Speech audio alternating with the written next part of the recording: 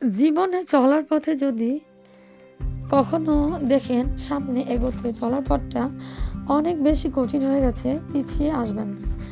কারণ যে পথ যত বেশি কঠিন সেই পথে ততই তাড়াতাড়ি সফলতা আসে।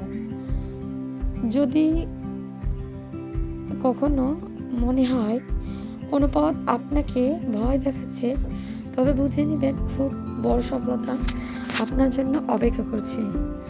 আমরা আমাদের দু চোখ দিয়ে পৃথিবীর সমস্ত কিছু দেখতে পাই, কিন্তু চোখে যখন ছোট্ট একটি ময়লা এসে পড়ে তখনই সেটা আর খুঁজে পায় না।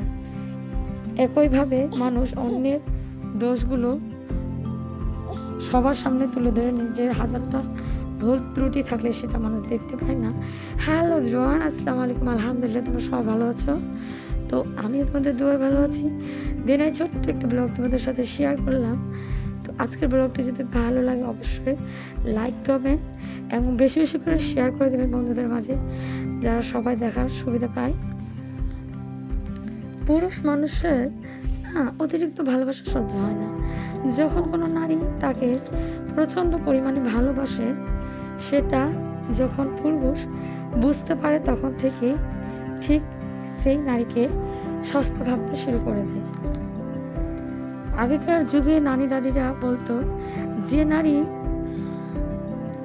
ঘর গোছাতে পছন্দ করে সেই নারীর নিজের কোনো ঘর হয় না। তো কথাটা ঠিকই।